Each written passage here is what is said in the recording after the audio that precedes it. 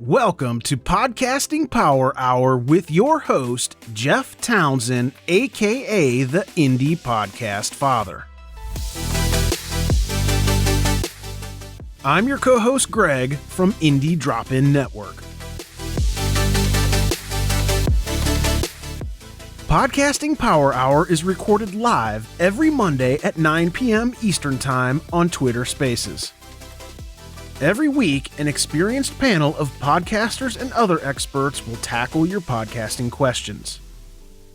We will, of course, put links to all of our guests and any relevant information in the show notes. All right, let's get this party started.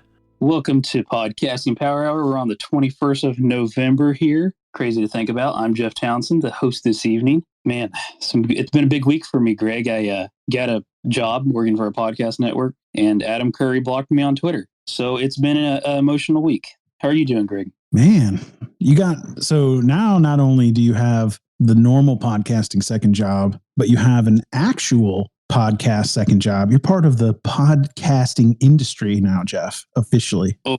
Oh, I don't know. Don't put that on me. I'm not good enough for that. Now, why did Adam block you? Did you propose podcasting 2.5 or something? I think I may have. Just my presence alone was 2.5. And yeah, that's about all I know. I'm not sure. Anyways, Greg, thanks for joining. Greg from Indie Drop-In. He only has one name. We say that every week. He's just Greg. That's it. Plain and simple.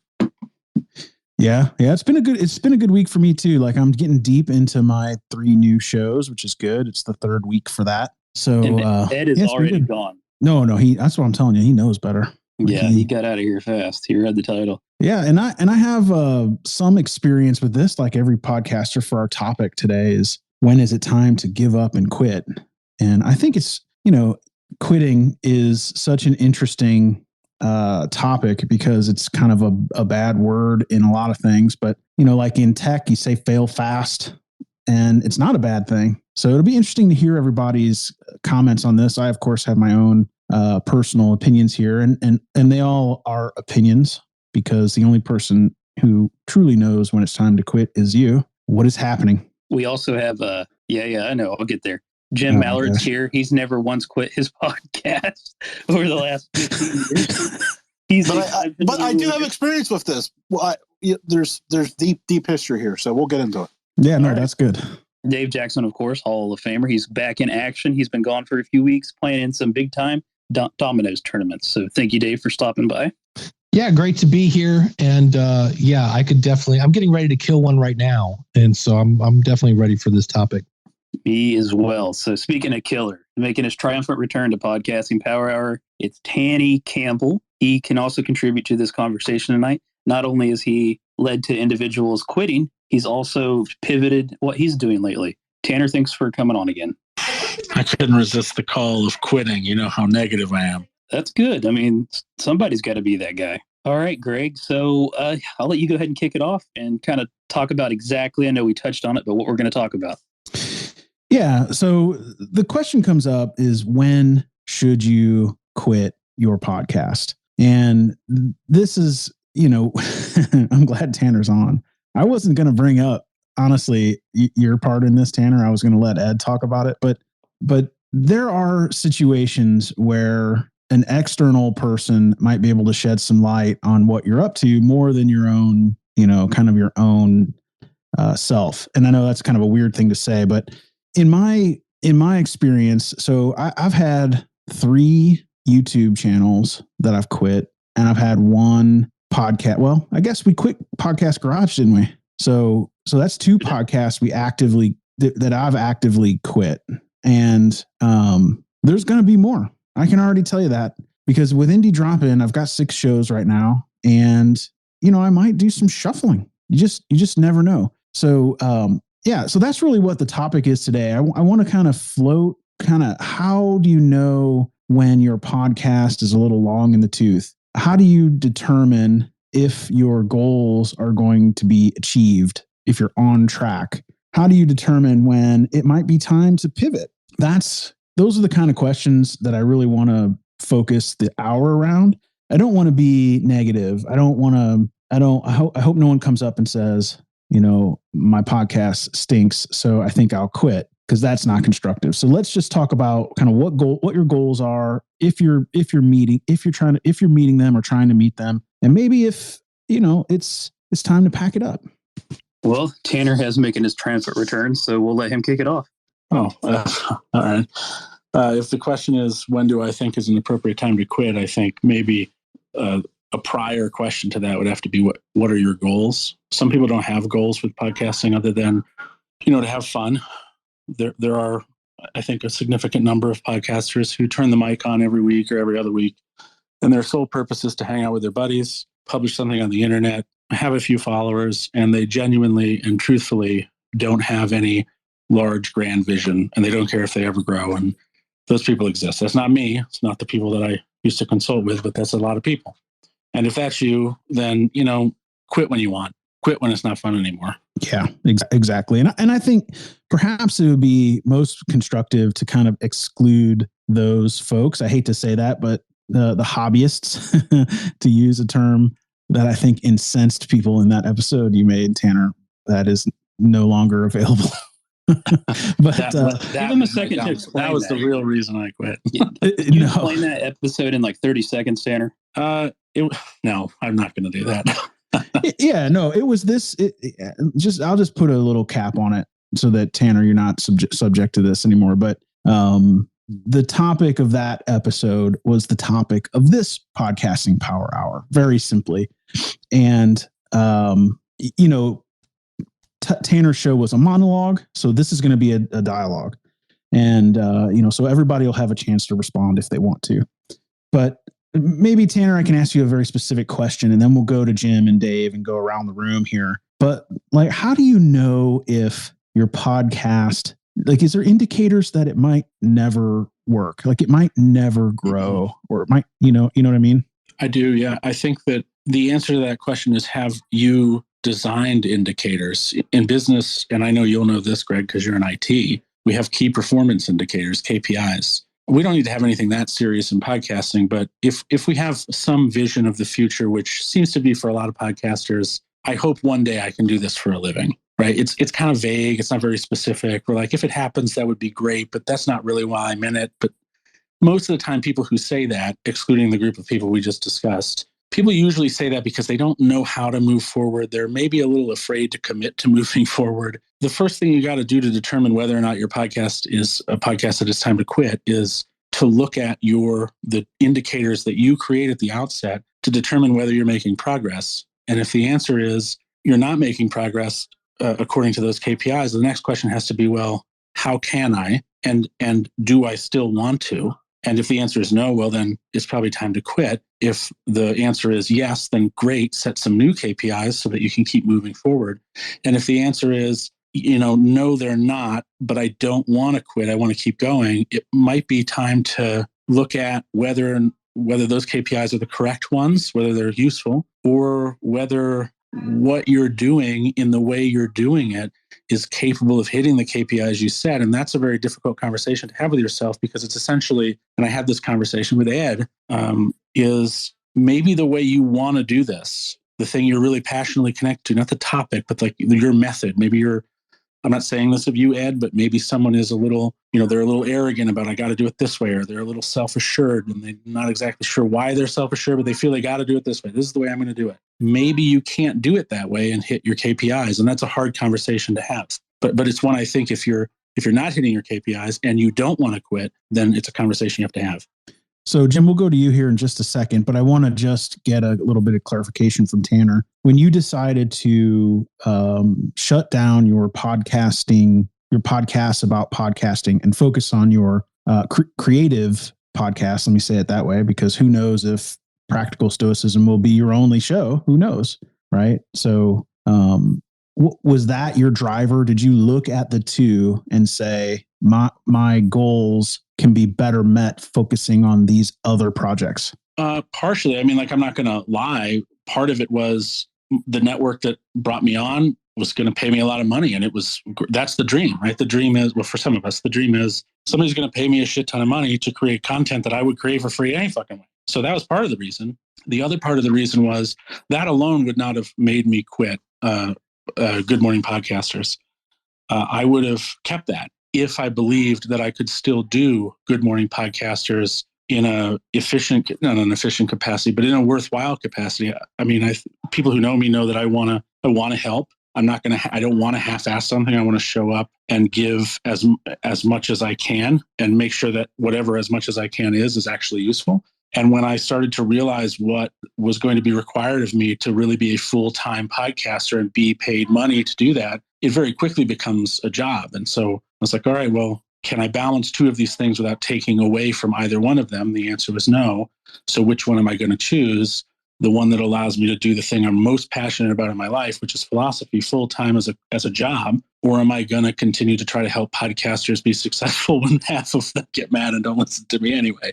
It was, in retrospect, a fairly easy decision for me. Got it. That's awesome.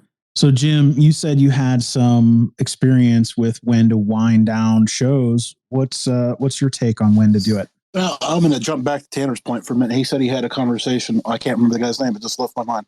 But part of this whole conversation is you got to have a conversation with somebody else. We all like talking to ourselves way too much, and we're able to give ourselves good answers. Well, if I do it another 6 weeks or 6 months, 6 years, it'll hit. And sometimes it's just not going to hit the way we think it should. Or it doesn't we can convince ourselves that a wrong idea is a good idea because it's our idea. And it's such a difficult thing because there's so much ego wrapped in it, admitting that, because sometimes what you'll have to do, the outcome of this conversation sometimes is admitting you suck at the thing you really like.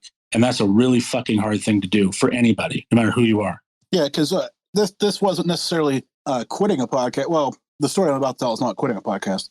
I decided in 2019, that I was going to delve into conservative politics as something I wanted to talk about on my show.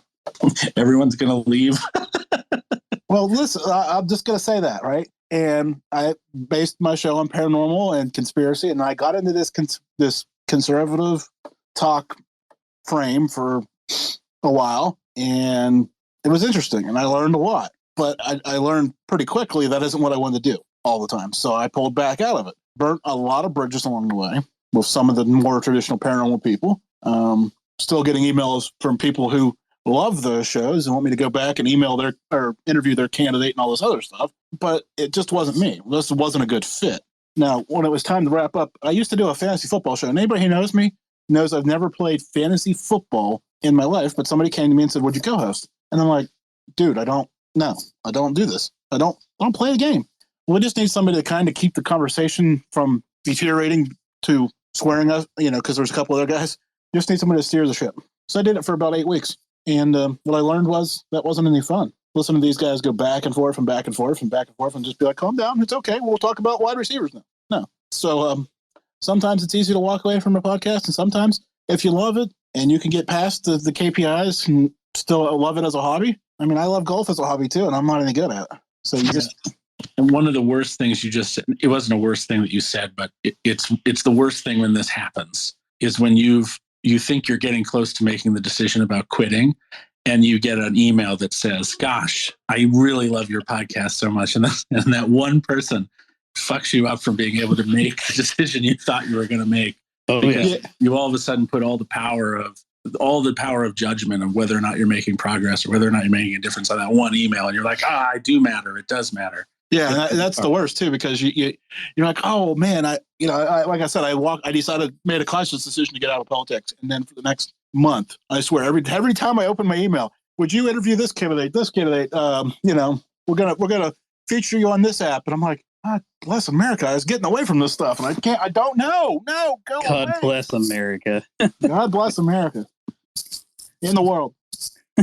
That's funny. So, Dave Jackson, what do you think about quitting podcasts? When is it time? Like, how do you know? Well, like right now, I have a show that I've started and stopped 3 times. And the first 2 times were due to COVID. And I came back, and I always wanted to play in the local podcasting space. So I live in Akron, Ohio. I started the Akron podcast, started off fun, found a bunch of stuff in Akron that I didn't realize existed. Here's the key: to do a good show, it takes some effort. And I followed 8 million Facebook pages and the local newspaper and the mayor's office and stuff like that. And I didn't want to talk about sports, and I didn't want to talk about like gun violence. And that's about the time we had a shooting in Akron where they shot this poor kid 40 times and then handcuffed him. And so that it just dominated the news for the longest time. And it was just like making the kind of content that I wanted to make. I really would have to be a reporter and go out and really almost not make the news, but just dig to find it, because nobody was talking about what I wanted to report on. And I just, like the last 2 weeks, I'm just like, I don't want to do the show based on the content I have. I don't have the time to do the kind of show that I want to do. So I end up putting up meh content, and I don't want to be known for that. And I just was like, yeah, this isn't, and I realize it's going to take years to build up the kind of audience that I want. And that doesn't go with my life goals of like, hey, I want to like make the School of Podcasting great and all this other stuff. And the experience that I'm learning doing a local show is really nothing that there were no surprises like, oh, look, it's hard. Well, I knew that. And I did get a sponsor at one point, but I just was like, I'm at that point where I'm like, I don't want to do the podcast. Matt Gibson's he's a listener. He was, I did a show for musicians for 10 years. Same thing. I just ran out of stuff to say. How many times can I say, practice your craft, don't be a dick, always pay your bar tab, good night, And so Matt was gracious. He came on and we broke his interview into part one, and I'd already sputtered. The podcast was sputtering, and instead of firing every week like it had for 10 years, it was like every other week. And then I skipped a month. And so I aired Matt's first part of his episode and just like literally just was like, ugh, I just hate this show. And nobody said, where's part two? I didn't have a single person say, because I made them so that they could stand on their own. There was like a cliffhanger at the end of part one. And that's when I went, look, nobody really cares about this show, including me. And so again, the fun was gone. And I was just like, yeah, life's too short to do stuff that isn't fun. I love, Dave, that you just said, how many times can I say, and then you said something. And yet your next project was to make a podcast about podcasting. And certainly you must tell people the best kind of mic to buy 600 times a day. Right. Absolutely. So how many times? Well, I've got like 4 of those. And I guess I just keep thinking if I put out enough, eventually somebody's going to run into me. But even that's to kind of get to Tanner's thing. It's hard to give, like you can give people rock solid. Here is the proof. This is why this is bogus. And people will go, yeah, I'm still going to do that. And that is hard to stomach at times when you're like, wait, you're just going to put out that you're the top 0.5% of listen notes and it's a bogus stat. Yeah, I am. And I'm like, oh, okay. Note to self. Tanner might fall for that and make a whole episode about it though. So there's that part too, that, it's you, every teacher wants an eager student. So sometimes you don't get that. Sorry, Tanner, go ahead. Everybody wants the things that they're saying to be heard. And I feel you on that one, Dave. It's tough to go on teaching when the students don't listen to you. When I went to the gym, I used to wonder why all the trainers were working with people that were, their clients were not fit. And I would think, man, that's a terrible trainer. I mean, not a single one of their clients are fit. And I've seen the same people, the same clients all these years. And then I started interacting with podcasts about podcasting, and now I totally get it. I do want to take a second to say, people listen, and you can go ahead and come up if you would like. I know Eric, Mark, you guys we've all had discussions about the possibility of giving or quitting or making a pivot or changing. So if you guys are willing to come up and discuss that, and I know we have Ed Havens hanging out up here too. Before we go to all that, though, we'll go to you, Matt. Yeah, I just, I was listening, and I just wanted to brag that I caused Dave Jackson to fail at podcasting, and I just wanted to take credit for that. So thank you, guys. You did. What I heard was that show was so bad he never aired part 2. That's what I heard. Right, exactly. I'm literally the most terrible podcast guest you can possibly get, and I caused one of the fathers of podcasting to fail. Just to date that, Matt totally crushed it on Google Plus, and so that's what the interview was about. That's how long ago it was. Those are the good days. Nice. Wow. Something else we should mention is, some people get offended by the word hobbyist. I played in bands for 20 years. I was a hobbyist. I spent lots of money on gear, had a lot of fun, but I never moved to Nashville, never did music as a full-time gig. So I was a hobbyist. Own the word, you're a hobbyist. And then the other one is, I hear people get upset about either quit or pod fade. How about we just put in the word retire? Sometimes you do something, you do it for a while, and then you retire. And when I hear people go, oh, you shouldn't be so hard on people that pod fade, I go, they retired. They tried something until it wasn't fun, and then they retired. So let's not get hung Dave, up on who's words. hard on people that have pod fade? I've had people... Besides other podcasters. Well, that's it. But I'm like, I don't understand how it's being hard on someone when you say, oh, so this person tried this and then they pod faded. And they're like, why are you shaming them? I'm like, well, correct me if I'm wrong, but they tried something and then they quit. Like, how is that shaming someone? It's not like, oh, you dirty pod fader. It's like, no, you tried something.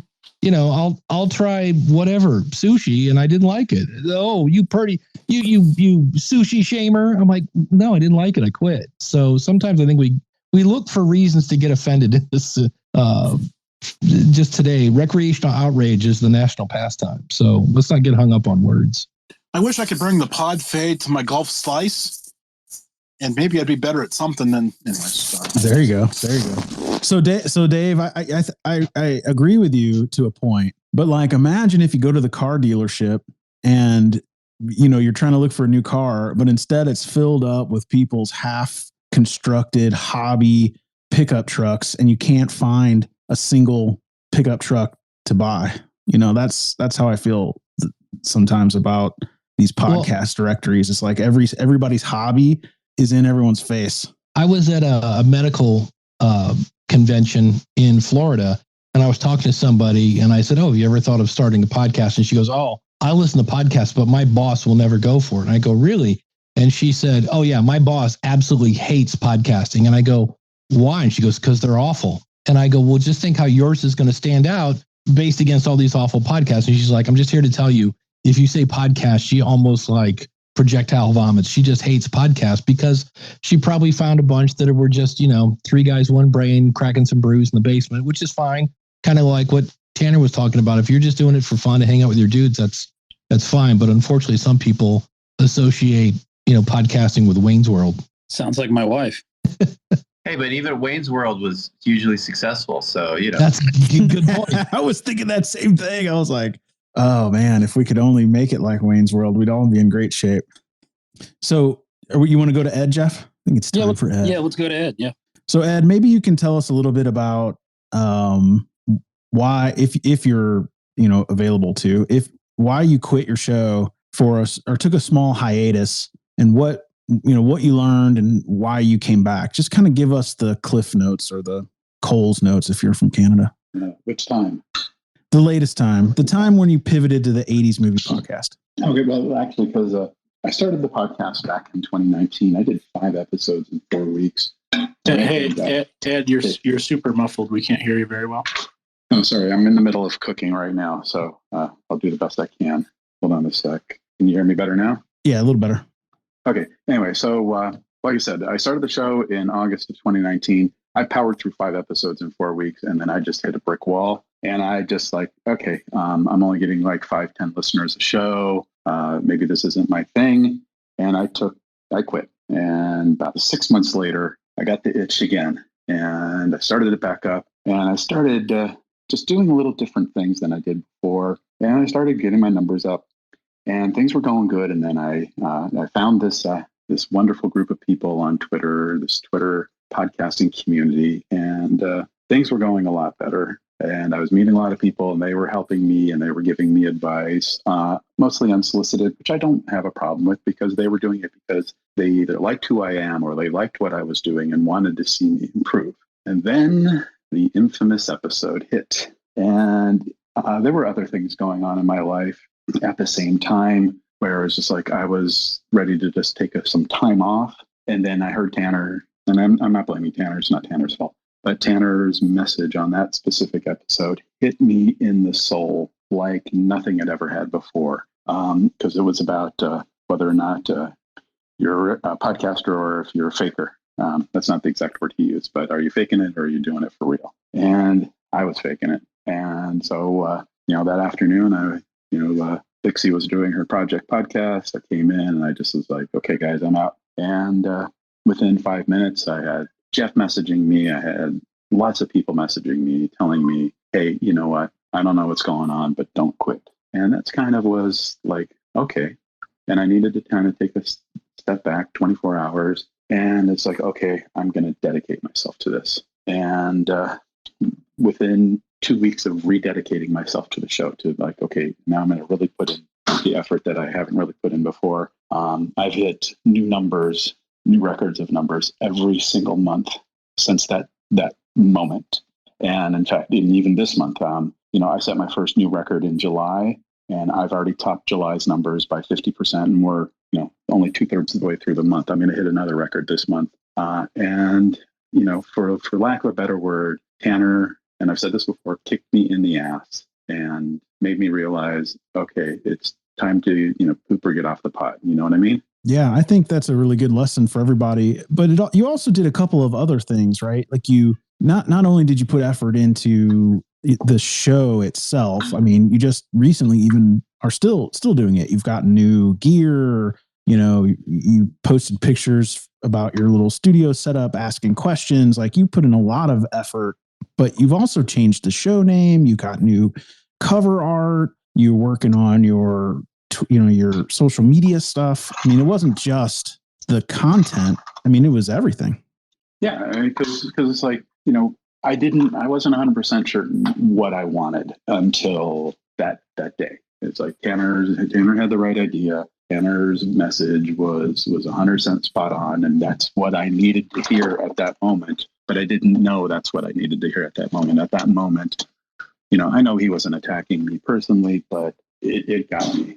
And so, when all is said and done, if it wasn't for Tanner kicking my ass, indirectly that day, I don't know where I would be right now in terms of the show. I might have actually quit a month later and not come back. But, instead I bought the URL, I changed the name, I changed I changed so many things. And it wasn't because these were things that you suggested, or Tanner suggested, or Jeff suggested. It was just like, okay, what can I do to stand out amongst all the other people who do the exact same thing I do? And it's worked. And it's worked in spades. I'm getting new listeners from different countries that it's like for me, to know that there's somebody listening to my show in Ukraine during all the stuff that's going on in the Ukraine right now. Somebody is listening to my show is just that's just mind blowing sometimes. You know what I mean? So pretty amazing. Is it fun now? It's more fun. Okay. Because I know I did exactly what you did for my show. I rebranded it, had a theme song written, did all sorts of stuff. But in the end, when it came time to do a podcast, I was like, I really don't want to talk about this. So no, I mean, it's come to the point now where there's times where I'm in the middle of I'm writing one episode, and then I come across something. It's like, oh yeah, and I'll just kind of put the other episode on hold for a minute because, hey, you know what? I've got time, and that's the wonderful thing. I've created time for myself to actually be able to stop for a moment, and it's like, okay, let's just get the groundwork for this episode ready, so that when I'm done with the other episode, I can just jump right in and I don't have to stress out about, I need to get the show done in a certain amount of time. I'm running out of time. Oh my God, I'm running out of time, because we all feel that sometimes. So it's just a simple matter of I've learned to do better time management. I've learned to do better research. I've found a lot more resources in the past year and a half than I had before. So it's just a simple matter of right place, right time, right people, right circumstances.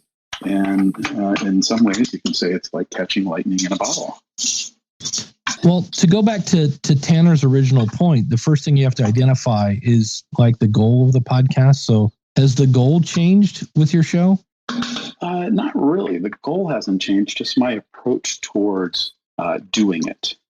Because before, I wasn't as focused on the topics. I was just kind of floating along, and now I've got seasons ready to go. But right now, I'm planning a trip to Thailand for December, and I just don't have as much time to do the work I want to do on those seasons. So I'm kind of just putting things in right now. Sorry, I'm also cooking, so I need a few minutes. Yeah, we'll let you get back to cooking, Ed, and we'll go to the next. No, I'm not done. I'm done with the cooking part. It's got to cook for like 20 minutes. But it's just in terms of, it's just what Tanner did and what Jeff has done and what shows like this have done. It's helped me to focus more on the things that will help improve the show and bring in new listeners. And it's just a matter of, before I was too stubborn to listen. Jeff's really smart about these things. Tanner's really smart about these things. You're really smart about these things. You all know more about podcasting than I do. And instead of just holding you all at arm's length, I decided, okay, these guys keep buggering me, but they're buggering me because why? Why do they keep bothering me? Why do they keep trying to push me into the directions I don't want to go? It's because they know better than me. They know the direction they know what I'm doing could be better. And they know that my show can be a success. And they're pushing me because, for whatever reason, they like me or they care about me, whatever it is, they are not giving up on me. And that is just so meaningful to somebody who's doing this by themselves with no support team, with no, until very recently, with no network. We're still building the network, apparently. But, it's just like when you're just by yourself in a room talking to a microphone and not knowing what's going to happen with that episode in a day, a week, a month, a year, it's very lonely. And when you don't have that support team, you're going to fade very quickly. It's a good point, Ed. Having Ed in the room is, of course, a huge ego boost for me, because it makes me feel like the time I spent as a podcast consultant and quote unquote, God forbid, guru, didn't go to waste, because Ed's story, the story he's telling, isn't the only story that I could be proud of. But in particular with Ed, he proves two things. One, that it's incredibly important to have some sort of support system around you as a creator. And I don't mean your mom or your buddy. I mean other podcasters who are willing to give you feedback and are willing to tell you, just keep pushing when that's appropriate. But it also shows that among that support group, it can't just be, I'm sorry, I'm going to curse here, but a bunch of Pollyanna fucks that are only going to tell you that everything's fine the way you're doing it. And, it's like when you try to go on a diet and somebody says, you're fine the way you are, but they're not hearing that you're not happy with how you are. And it's hard to find people who are willing to tell you that you're fucking something up, or you're not doing something right, or you need to have a hard conversation with yourself. It's important to have a support system, but it's also really important to have people, not necessarily as big asshole as I am, but people around you who are willing to put you to the screws and say, well, you think you're trying hard, but are you? And it's hard to find friends like that. You need them though. Oh, absolutely. And Ed, it's really relatable to this when the emotions come into play when we're making decisions like this. Podcasting Power Hour is part of Indie Drop-In Network. If you are a podcaster looking to grow your listeners, check out IndieDropIn.com.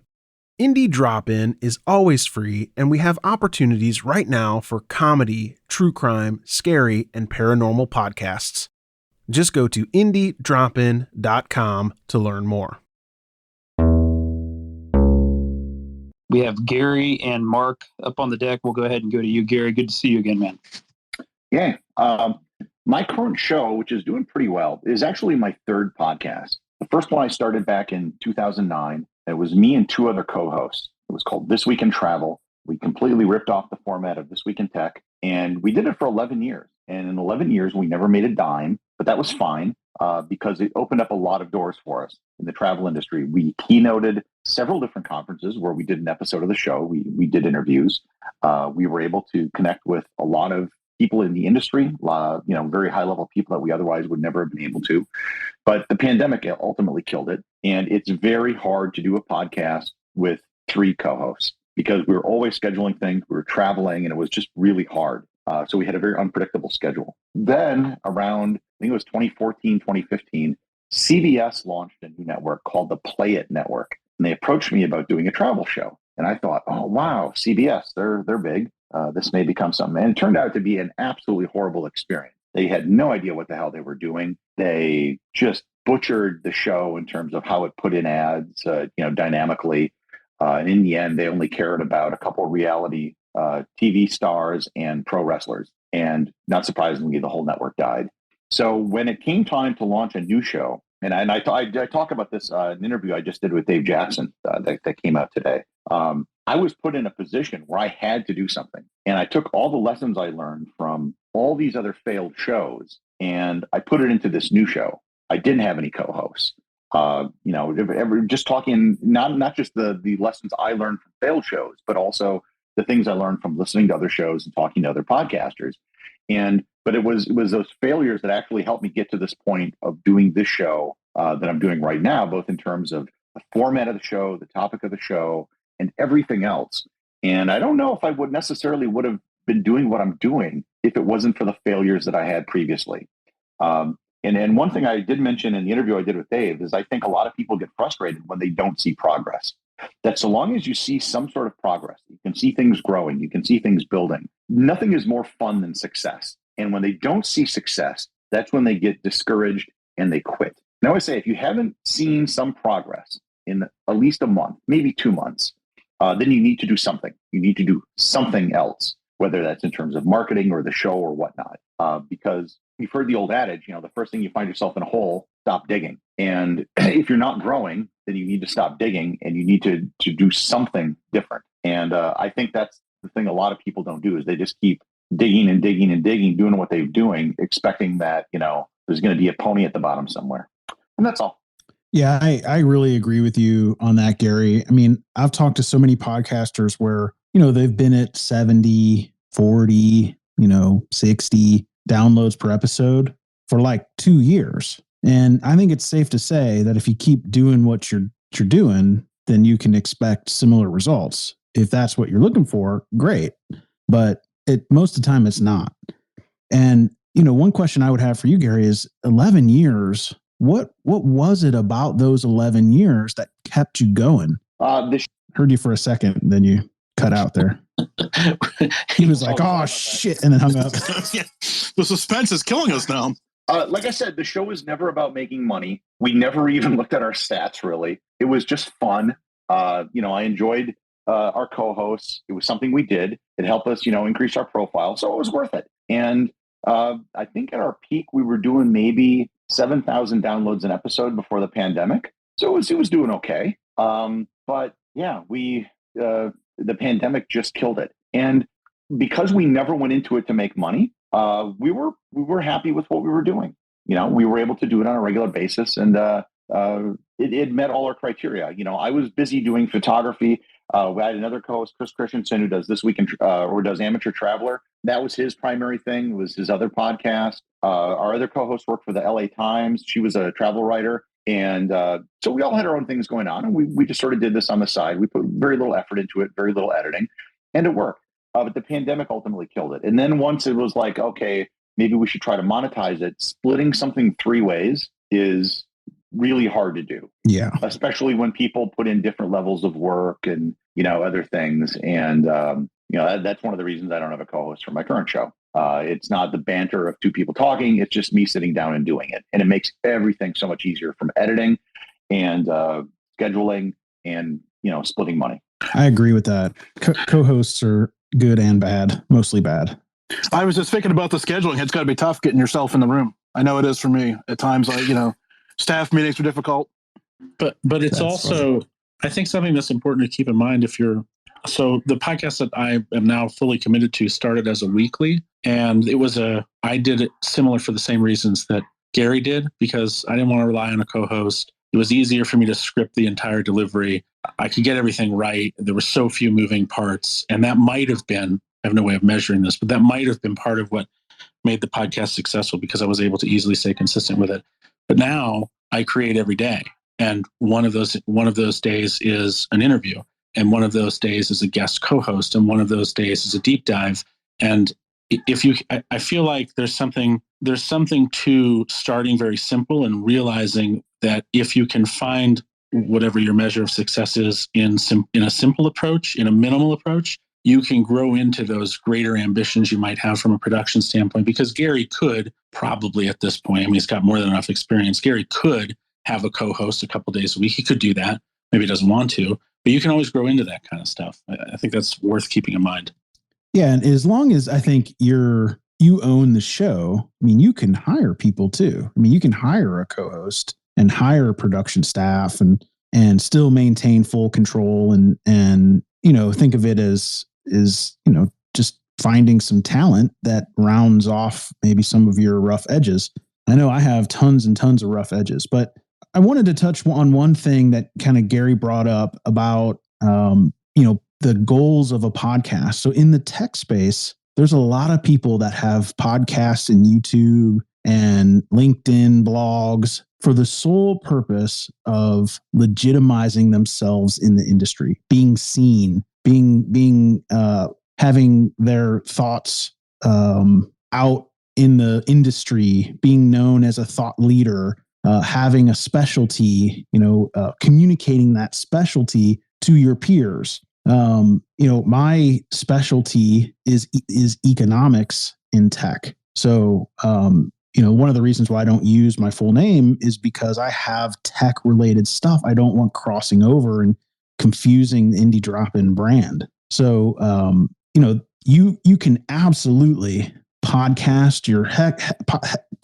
head off to build a brand for your job. It's totally a great reason to podcast. And then when your job becomes too stressful or you have to, go get your master's degree or pass some sort of tech certification, you can quit. And it's a perfectly good reason to quit. And your stuff will still be out there, still legitimizing you, still working on your behalf. It's also somewhat less important to be quote unquote good when that's your purpose for podcasting. It's why I think that sort of podcasting is so much simpler to approach, not just to approach, but to produce and to monetize, really. Because, if you're going to monetize through ads, you're going to make something like $20 for every 1,000 listeners you have. But if you're a business and you're a consultant, as I was, well, shit, if you've got 10 listeners, one of those could easily become a customer. And then all of a sudden that 1 out of 10 is worth thousands of dollars. And you don't have to have a great microphone, a great quality, and great production skill to have a podcast like that. It might help, but you don't need it because people aren't showing up for that. Whereas for a lot of, I don't know if it's most, to me, it's always felt like most because I entered the space as a creator. And I didn't really see a lot of business podcasts when that happened. But I feel like most of us are more creative than we are business. And one of the things I've gotten in hot water for before is saying, I would love it if all podcasters approach their podcast creation as a business, because when you think of things with a business mindset and with a financial mindset, it forces you to be strategic. And most of us who are natural creatives or forced creatives, in my case, we're not very business savvy. We're not very strategically minded. That's not how we work. It's probably one of the reasons we're so creative is because that's the part of our brain that, we've really developed over the course of our life. But I love getting creative podcasters to think more like entrepreneurs, because the second they do that, all of a sudden they have a plan and a strategy and things start changing for them. Hey, Mark, thanks for being patient, man. We'll go ahead and get you in here. You've been waiting. It's okay. I've just been silently brewing the entire time and working on my disdain. Please, I hope there's a rage quit coming. Oh, I'm dreaming of this day. I hope it's not you, Mark. No, that's fine. If it is, that's great. But no, there's a lot of stuff I wanted to comment on. But the big one was that when we started our podcast, I was the more business-minded person, and we've been, two hosts working together the entire time. But during our first season, the hardest thing that I had to try and cope with, because naturally I took it more seriously and it was much more important to me than it was my co-host, which I think some other folks have kind of alluded to here. And as we introduced another host, there was 3 of us at one point, similar to Gary's, experience, things just didn't really work behind the scenes, even if it sounded like it did, on the recordings. And as soon as the third host dropped out, that's immediately when I began thinking, how can I turn this around? Because Tanner, when I actually talked about this hobbyist idea before on one of these spaces, because there's like levels to everything. And so when we started our show off, I was thinking about goals. Let's look at this goal, whether it's a viewership goal, download goal, whatever, and then figure out what your plan is to achieve that goal. And as we started to hit those goals faster than we had even planned on, then I began to think, okay, what can we do next? And it's not so much about the idea of doing everything masterfully, but it's more about like picking out one thing that you thought you could do well and then trying to improve that. And so it was about, at first I thought, how can I take this little $60 mic that, sounds fine, but still elevate that? And, I think others have already mentioned that you find a better mic over time.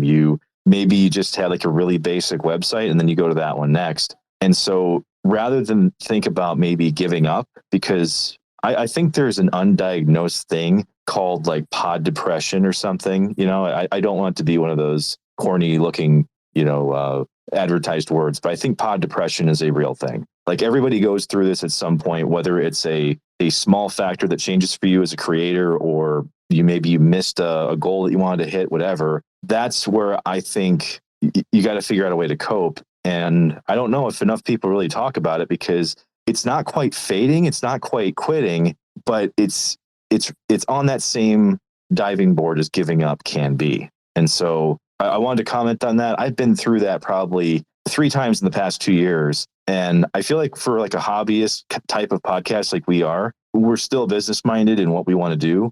And I think the idea of continuing to tinker with, the one thing at a time is what's keeping us going. Have you come to terms with your co-hosts about the show and how it's going to run and what the goals are? And are you on the same page, or is it still hard? Basically, there's an overweight Filipino that runs this show, and everyone involved in it knows who that person is. Oh, nice. I think this pod depression thing has some legs, unfortunately, because I've experienced it. People sometimes ask me how I know, what I know about podcast advertising. And that's because I've lost a lot of money doing it. And, one of my sayings is education isn't free. It's either, you're paying a school, or you're paying, you're paying money to a teacher, or you're losing it. You're losing money. That's a terrible teacher, right? Exactly right. And, Tanner, I don't know what we came up with, but as a kind of a standard number, but I came up with about 30% of listeners stick around after advertising. So Is that what you find too? Depends on the show, but I think a reasonable expectation is that, 30% is pretty fair. Yeah. So my very first podcast, I advertised the holy crap out of. I mean, for months and months and months and months and months. I spent a lot of money on it, and it got up there in, it was, between 10 and 20,000 downloads typically. And then started going down every single month because I stopped advertising. I thought, okay, we have enough. I had this incorrect mindset that if some people could hear my show, then word of mouth would spread. If they only heard how amazing I was. And the snowball, the top of the mountain, and all this stuff, which is true. But see, the thing is your show has to be good first, and that's the part that I skipped. And so I went through this pod depression, to make a long story longer. But I went through this pod depression as I watched my show go from, we'll call it at a peak of 18,000 downloads an episode, like all the way down to like 4 or 5. And during that time, we made the show great. That was the moral of the story. And then it turned the corner and started going back up. And it just was a very difficult, depressing, challenging time. So I don't know if it's like that for everybody, but I know, Gary, you spend a lot of money on ads too. So, watch out for that. I mean, I think it's like that for everybody. It's not, I don't know. I think, what is your name? Digital Dissonance? What is it? I think it was Matt, right? My name's Mark. Mark. I think Mark's right. It's depression, because it's not really quitting. It's this feeling of, it's like a combination of ineptitude. You feel stupid. You feel ineffectual. You feel hopeless. And that's not, I've been there. I mean, I have shows that, I have one really successful show. I had one kind of successful show before that. And the other 9 shows I've had were, fucking bombs. I mean, I had a couple hundred listeners an episode to do those things for a year or two. So we all get, it just sucks. It's a terrible feeling, and I think all of us have experienced it. I mean, unless we get really lucky the first go round, which does happen for some people. But I feel bad for them because they actually suck. Because they haven't been terrible to figure out they're terrible, so they haven't gained any skill. They just got lucky. Matt from the Bromigos, go ahead. Sorry, Mark, you have something else? Well, I was just going to say that I've heard some other people call it imposter syndrome, but I don't really think it's imposter syndrome. I think it's, at least for me, it's questioning everything I do. It doesn't have to do with me thinking that I'm not doing as well as the person next to me or any of that kind of stuff. But it gets to the point where I question, is our audio as good as I thought it was? Is our music as good as I thought it was? Are the things that I'm writing, are these actually good? And to Greg's point, how sometimes you can put, a cart before a horse in that conversation. For me, I've been through this a couple times now, and I wouldn't say we wanted to stop the show, but I've gotten to that point where I'm picking myself apart so much now. And I feel like that's where the break is needed, not to stop the show, but to creatively hit pause or find a different way to be creative for a minute, because I've gotten to know myself pretty well over the last 2 years. I'll put it that way, that talking to yourself mentality. And that's where I struggle now. And I'm trying to figure out a way to get through that. I think the thing I hear a lot is the whole, is my audio good enough? If you spent more than $80 on a microphone and you're using it properly, your audio is fine. And I hear so many people think, oh, if I could only get an S. No, I don't know anybody that's like, hey, Dave, what? You got to hear the show, man. The audio is amazing. It's always the content that people are telling me about. Now, you can't have a Blue Yeti in the next room and expect people to sit through that crap. I had somebody today that it was horrible. It just screamed Blue Yeti. And I was like, yeah, that's one. But if you've spent, a decent amount of money, close to $100 on a microphone, you're using it properly, your audio is fine. I think we like to blame that because it's an easy target. But I know for me, the shows that I have quit towards the end, the content's horrible. And so you're trying to grow your audience with a really bad product, and the product is bad because I don't want to do it anymore. And I think that shines through. So, oh, sorry, buddy. Sorry. Let me do one more thing.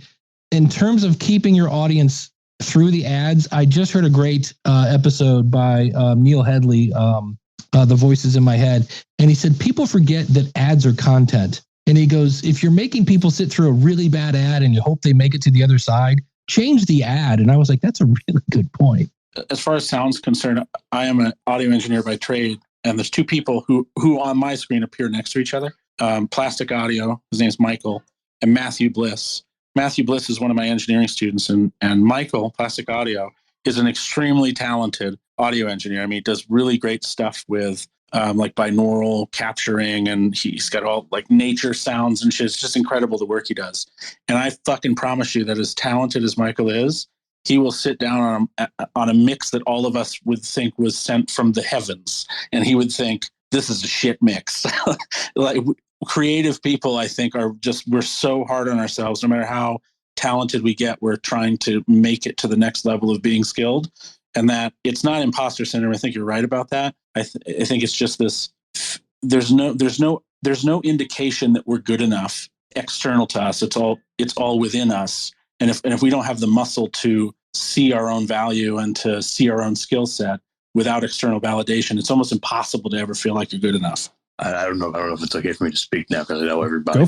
Go for it. Yeah, go for it, man. Yeah. I just wanted to echo a couple of things that have been said. One on the audio quality part.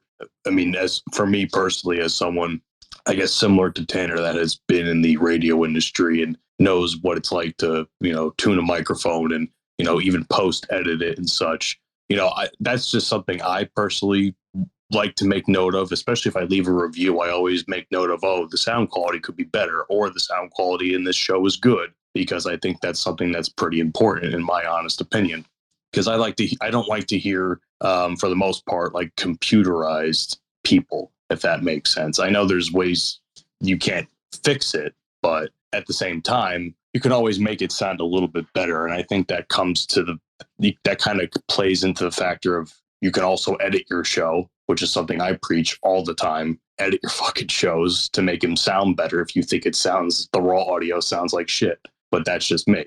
Also, I don't know if it was Greg or someone that mentioned the whole like, oh, my podcast had thousands of downloads and then it went to nothing. And then that's when we made the show good. Again, I don't remember who said it, but that struck a chord with me because this particular show, when we started it, the first couple episodes were doing pretty good, honestly. And then we don't know what happened, but I guess over the last couple of months, I think we realized we started to get sloppy and that the downloads decreased. And I think now, given that, there's 4 people and that there's 4 of us and we've kind of put our heads together and said to ourselves, hey, what's going on? Why is this happening? What are we trying to do to make it better? And I think even though the numbers are still a little bit down right now, I have hope anyway. I'm not sure about my 3 co-hosts on the Bromigos, but I have hope that I think we're finally starting to tread in the right direction. And at least, and we also have multiple outlets that we're on. Like we're on YouTube as a video podcast. I know we talked about that a couple of weeks ago, and those numbers seem to be doing pretty solid as well. But, it's just, I just wanted to echo that point. Like if something's wrong, make an effort to fix it, realize what the problems are. And I think that kind of, at least in my opinion, separates the good shows or the shows that are eventually going to be good from, I don't want to say the hobbyists because that's not the right term to use, I don't think. And if we mentioned that before, but just the shows that like don't try, let's put it like that. The shows that just think like, oh, people are going to listen to this sort of deal. I don't know if anybody wants to comment or echo on that point, but yeah, no, you're spot on. The what I always try to say is, don't forget that you're making this show for other people to listen to. And if you're not, then you're in that other camp, right? You're in that I'm making it for me camp and I don't care who listens. I'm just hanging out with my friends or whatever. But if you're making it for other people, then the other people, their opinion it matters, right? Like, for in your show, I haven't listened to it, but if it's 4 people kind of talking over each other for an hour, I would probably throw my phone out the window. But if it's 4 people that have specialties and segments and things that make them interesting and it's a podcast that's structured and clearly a presentation, then I would be excited for 4 people, right? I mean, that's just 4 people is a lot on a podcast. How you do it matters. I will say this much to echo the point about, the talking over. There are times, I won't deny that does happen there, but I think we're doing a little bit better of that now, especially since we started, like, I don't know why it took us so long to do this, but like we have a notepad section since we all have Apple, and we always write down like topics that we want to talk about for the next episode. That way we could at least implement some structure into what we want to add into our episodes. Things that are topical and such, because we are a, comedy, society, and culture-based podcast. I will say this much, though, because, like, and I think me and my co-host Mike said this on air in their most recent episode, and, like, because he's actually has a job at Sirius XM, and we were talking about it on air, and we were just like, man, if this show ever got big, like, I can see us on, like, Sirius XM taking over, like, some of the older shows that are eventually going to be phased out, sort of deal. So I think that, like, that's always going to be in the back of our mind, and that just drives us to be better. And I think that's why we are so passionate about making this successful, because we as Mike always says, Pamela Red, one of our co-hosts, I like to manifest things, and I think we're trying to manifest success for us. It's just having to put into work to get to that point, if that makes any sense. It makes sense. I think a good way to realize or to motivate yourself to do that is, and I've said this to clients in the past, imagine how arrogant it's like step outside of yourself for a minute and say, how arrogant would it be for me to say, I can just turn on the mic, do stream of consciousness, and people are going to find that really interesting. That is a very arrogant position for someone to take. So Greg, your idea of segments and like design to the show, I think a lot of us, when we first start out, and I was absolutely guilty of this because my first show with my girlfriend was with my girlfriend, and it was stream of consciousness nonsense. I think that it escapes our attention that what we are, in a sense, we're performers. We are talent, not to sound big-headed, but just in a literal sense, we are talent, and we are putting on a show for someone. We are a dancing monkey in a sense. And when we don't lead, when we don't design our productions with that in mind, we just show up and we talk. And there's almost no fucking reason for anybody to listen to you, unless, you're Joe Rogan and you've got really important, like cool guests on, and then people would tune in for that. But that's not most of us, right? Wow, I really want to second that, because there are so many podcasts that consist of, I want to talk about something, and that's all it is. They'll bring on a guest and they'll talk. There's no format. There's no structure to it. When I launched this show, my current show, I put a lot of thought into the format of the show to try to make it very simple and very easy to produce. And Tanner's also right. I'm putting on a performance. I am in some ways kind of acting. It's a vocal performance. And I've had a lot of listeners comment and say, I really enjoy listening to your show because you make it interesting. And a lot of history podcasts, it sounds like the teacher from Ferris Bueller, where it's just this monotone delivery and they don't realize that they're giving a performance. And that is something you really kind of have to do if you want to make it interesting. And so, yeah, Tanner's right. I think, I guess for me, I agree with you, Gary, because this is my second show. For those that don't know, I have two podcasts. So the first show, we're doing relatively okay. We're doing pretty well for ourselves at the moment. So when we started this show, Bromigos, back in June,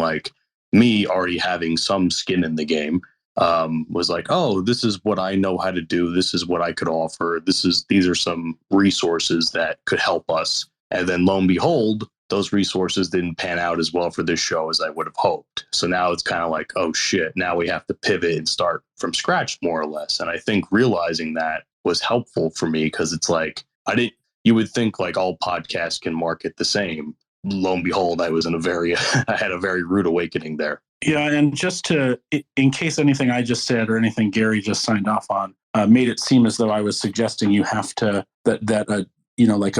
a Bromigo style dudes talking around a table show needs to be a performance. I want to correct that if it seems like that's what I meant. That's what I meant. A really good example of a show that is three dudes in this case around the table talking about a particular subject. That subject is Magic the Gathering. They're old clients of mine, and they talk about Magic the Gathering cards and things that are going on, but they do it not. There's a little bit of performative to it because they're funny people. They try to make jokes and set up gags, but most of what makes their show good isn't necessarily that it's performative. It's that it's highly structured, and people can depend on those segments to reoccur episode after episode, and they know just about when they're going to happen, and they know what to expect. So for a show like what you guys do at Bromigos, I think that less about acting somewhat, but more about remembering that people are showing up for some entertainment, some information, and adding some structure to a show like that just takes it to another level. I 150% agree. And for the record, I didn't take any offense to the comment of putting on a performance. Although I wouldn't necessarily use the word performance, I do think it has to be entertaining. And I do think if anyone here has ever heard Bromigos, which I doubt, but if you do, you'll know that there's a lot of entertaining aspects to the show. We tell a lot of jokes. We we bust each other's balls on the show while we're talking about whatever subjects we're talking about. It's a good time. And I think if we continue to do it well and recognize where we need to improve, and I'm not just saying for any show that can do this, but I think as long as maybe any show could realize those things, then they could basically create better content and therefore grow a bigger audience. Yeah, I'll make one comment, and then Jeff, I'll go to you for last call because it's getting late. But one hack that I've learned, and I learned everything the hard way because I wasn't smart enough to get a coach. I didn't know Dave or Tanner existed to pay them to help me. But you're not unless you're Jim Mallard, you're not doing this live. Right? There's no reason to treat your podcast like a live show, right? You don't have to sit down and bust out an hour of content in an hour, right? You can absolutely stop, redo something, re-say something, start over. Maybe somebody's in a bad mood. You can say, listen, let's go watch some Top Gun or whatever, and then we'll come back up here and try it again, or come back tomorrow and try it again. Like, there's no reason to force an episode. And if you're not prepared, that's what you're doing. Not being prepared is a podcast killer. So have no fear of going, this didn't work. That joke didn't land. I wish I would have said this, like that episode of Seinfeld where George Costanza's driving away and he's like, the jerk store. I had the perfect comeback, right? You can do that and it will sound live to your audience. So don't forget about that. Especially true in interviews. So many people, I think, feel really under pressure rather, to not seem perfect when talking to someone who's a guest on their show. And in reality, the guest probably feels that way too. So giving yourself and the guest some breathing room in an interview and saying, hey, look, this isn't live. Video's not recorded. If you need to retake a line, just say it. And build in breaks, when somebody answers a question, and be like, oh yeah, okay, maybe take some notes and think about it for a second, because all this stuff comes out in post-production. All right, Jeff, last call. Yeah, exactly. On that note, Dave, anybody else? You've been a little bit quiet, Dave, but you've brought up some great points. Anybody else have anything they want to speak on before we close this up? A couple of people have said this. Just realize that because one show ends, you might turn around and go, oh, you know what? I'm going to do this. Laria Petrucci does live streaming pros. That's like the third version of her podcast. Grammar Girl was Mignon Fogarty's second show, and she ended up on Oprah. So, in some cases, it's what you really determine. I mean, one of the shows I did was called the Customer Service Show. And much like my Akron, Ohio show, I jumped into it because, hey, this is what I do. And then I got into it, was like, and I don't want to talk about it 24/7. So, just because you've decided to retire one of your shows doesn't mean you're a failure. I mean, I've been married twice. I've learned something from every single one. So learn what you can when you shut something down, and take those lessons and move it into the next podcast. Every time Dave gets married, he says at the altar, can't wait to learn stuff from you. That's it. That's part of my vows. I want to be like Dave when I grow up. I love that. No, good point. And I think for me, it's always about prioritizing and where you can, put your best focus forward to make the best content possible for me. And like recently, I've had to make these same decisions that we're talking about tonight with the purpose of what I really wanted to do and what I really wanted to focus on. But no, thank everybody for coming in and spending this little bit over an hour with us. I really appreciate it. Greg, I'm going to let you drop the spill and all that, and we'll put a book into this one. Yeah, thanks everyone for coming to Podcasting Power Hour. This, of course, is a podcast also edited by AI, copy written by AI, particularly to annoy everyone. And it always cuts Ed out too. It's the craziest thing ever. Is that the pod machine you're using for that? Capshow. Capshow. Oh, I love the girls from Capshow are fucking dope. But that's an offline conversation. They're really smart. They've got a great. Yeah, way too smart for me. I just use the tool. I speak to them every once in a while, and I'm just like, oh my gosh, like this is a nuts. But so podcastingpowerhour.com. I'm not going to edit that out because that's part of the fun. And by the way, indiedropin.com. If you have a show that you want to promote, just check that out. I have some new TV, movie shows, some fandom shows. Hit me up on DM. I don't want to talk about it too much longer, but I can help you navigate the website and get your episode posted. So, and again, next week, 8:00 Central, 9:00 Eastern, Podcasting Power Hour. Be good, be safe, and don't litter. Yeah, please don't litter. Yeah, littering sucks. Thank you for listening to the Podcasting Power Hour. Everyone is free to participate on Twitter Spaces every Monday at 9 p.m. Eastern Time. To join, just follow Jeff at podcast_father or Greg at IndieDropin. If you found this podcast helpful, go into your podcast app and write a quick review. Other podcasters will see it and know this show is worth listening to. Also, I'll put a few links in the show notes for ways you can support the show. I think by now you know we love our coffee. Have a great week. Yeah. Hey, you guys, I assume you hit stop at this point, but out of curiosity, how ahead of your production schedule are you? Is this out like tomorrow or is it out in 3 weeks? Yeah, it'll be out in a week or two. Yeah, cool. I need to get caught up. Maybe this week though, since it's Thanksgiving week. I'll be slow at work. Why do you want it to come out tomorrow, Tanner? No. I actually thought it would have been cool. I mean, this is all retrospective, but I think it would have been cool to talk about maybe in the next Power Hour, you guys could talk about holiday breaks, because I'm sure everybody is fretting whether or not they, skip a week or plan ahead for a week, or that might be an interesting conversation. Yeah, we actually have an episode on breaks, don't we? Pretty sure we do. Yeah. Should have called it out. Dave talked about that one a lot because he always said that he gets an episode out no matter what. I remember that. That's right. He grinds them out. Are you taking a break on is Practical Stoicism? You say it's now daily? Yeah, it's 7 days a week now with a long form interview on Wednesdays, and then the rest of them are meditations. But I'm working to change that because we're trying to have a Women in Stoicism segment on one day of the week. We're trying to have like a deep dive segment for another day. But at this point, I do about 14,000 words on Monday in scripting, and then I record them on Tuesday, edit them on Tuesday, and then I push them out for publication on Wednesday. So I am caught up until next Friday because my week starts on Saturday. So PS basically takes 3 full days. Yeah. And that includes TikTok. Oh, okay.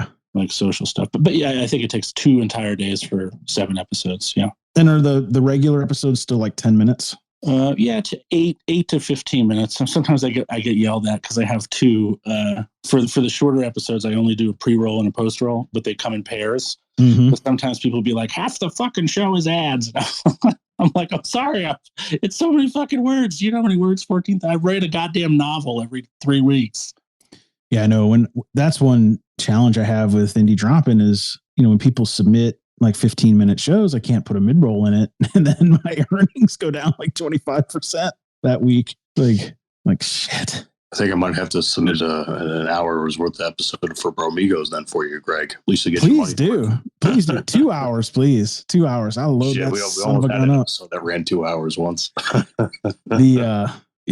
Somehow last year ended up $800 plus. So I got to make sure I don't do that this year because I try to spend everything I make on ads. One day I won't, but while it's still building, I try to spend everything. I'm doing probably the coolest thing that's ever happened to me in my entire podcasting career, other than being signed to a network, is that my show is currently doing a cross promo with NPR's Planet Money, which is fucking insane. Like it doesn't even, I don't know why that's the cross promo. I don't know what money and philosophy have to do with each other, but I was listening to Planet Money just to hear my ads pop, and it absolutely blew my mind. It was the coolest thing. Dude, that is really cool. I have been following some of the stuff that's been going on with you, Tanner. When I see it on the timeline, man, good for you, brother.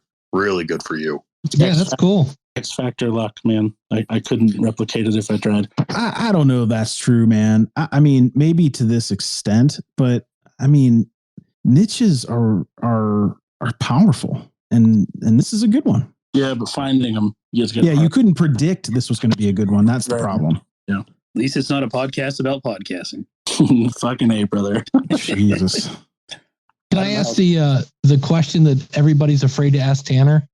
Yeah, sure. Why not? What the hell is stoicism? You should listen to the podcast. I'm really glad somebody said it because I've been wondering that for weeks now. Actually, it's funny because I'm doing some mentoring with a philosopher at a university in, it doesn't matter.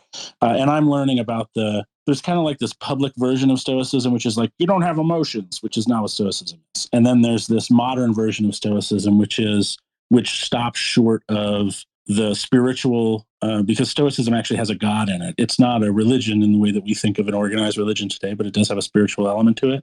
And so I'm kind of diving into that spiritual element stuff. But essentially, Stoicism is a philosophical practice wherein you believe, this is a necessary requirement to be a Stoic, you believe that virtue is not just the highest good, it is the only good. It's necessary to believe that in order to be a Stoic. And the point of the philosophical practice is to develop a virtuous character. And the Stoics defined virtue as the knowledge of how to live well. So it's really all about, it's literally probably, I think, the most philosophical philosophy that exists, because philosophy is the examination, the life well examined. And Stoicism is all about trying to figure out exactly how to live your best life. And unfortunately, that's not how all the dude bros and fuck boys and Silicon Valley people present it, and it gets a bad name for that reason. That's one of the reasons I started the show. I'm trying to fix that. Did you catch all that, Dave? I did. I really expected it to be like, oh, Dave, I'm so glad you asked. I just launched this new course on AppSumo for $19.99. Actually, You get it today, actually, Greg, only it gets better. $59.99. Tanner's going to be on my show in January, so you're going to hear all about this. Maybe that's the episode I need drop in for you. Where are you gonna put that? In true crime? Yeah, because it's going to make a killing. I'll show myself out. Oh my god! I actually forgot about that, Jim. I was like, who the fuck is talking right now? Whose show am I on in January? You're right. Yeah, you're the first person to book me as a guest. Actually, that's cool. He plans way ahead, man. Yeah, I mean, he is a paranormal show, so it's perfect for stoicism. Well, I heard a spiritual element in there. See, I did so well. Please let me create some BS article about the ghosts of stoicism, and everyone in my space will have my head. Dude, that'd be so amazing. I want you to talk about. I want you to start a show that says it's called Stoic, the Stoic Atheist. So that's actually it's such a sticky point because most modern Stoics, there's like a whole movement called modern Stoicism, and this is going to be maybe a little bit boring. People are going to drop out, but so the ancient Stoics would say, hey, you have to believe in the Stoic God, which is essentially nature and some kind of like a rational universe, we might call it a conscious cosmos. And they would say that if you believed in both of those things, you were a Stoic. And modern Stoics say, well, we're not going to believe in the God stuff because we're atheists, but we will believe that virtue is the highest good, is the only good. But technically, they're not Stoics if they only believe that part of it.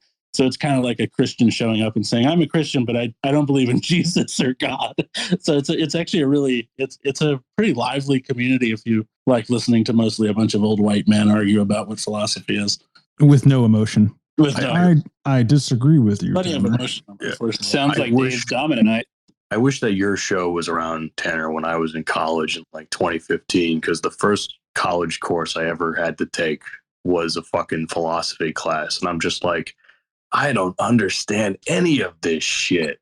And if only your podcast was around then, I would be like, oh, this is something I could listen to that can maybe help me understand this shit, man. Philosophy is like the embodiment of people who show up in comment sections and go, well, actually, because it's everything is nuanced. Literally, it's so annoying. You can't say anything in philosophy because technically you're not right. That's about as much as I learned when I was in that class. Well, actually, no, I'm just kidding. Well, actually, tips Fedora.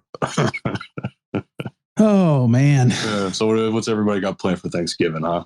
What's the side dishes plan, man? Because the side dishes are what it's about. What are you talking about? There's a standard set of side dishes, and that's it. There's no venturing into this new territory. This is like the Stoic atheist. It's not Thanksgiving without the standard sides. Yeah, but you can always like improvise and add. Well, wait a minute. Let's start a real war here. What are the standard sides? Matt's on there. He's already pissed. But he's in Australia. He's already pissed because he doesn't get to partake. Oh, he can. Yeah, that would be weird. I think he's pissed because everything wants to kill him in Australia, but that's a different topic. Yeah, well, he's probably good at evasion, like kangaroo evasion. Stop dodging the question. All right, so let's just start the basics, right? You have mashed potatoes and gravy, right? Everyone agree to that one? Okay, you get 1 point. Stuffing. Okay, now you have my attention. Yeah. Is it in the bird or on the side? On the side. In the bird. Blasphemy. In the bird is you can't spatchcock a turkey if you stuffed it with stuffing. What? Now hold on a second. Here's a very important stuffing question though. With fruit or without fruit? Get the fuck out of here. What are you even saying? Hold on though. If you've ever been to Starbucks during the holidays and you've had their Thanksgiving turkey and stuffing sandwich, man, you will regret never putting fruit in your stuffing because it is actually quite good. But I don't. Now, here's the thing.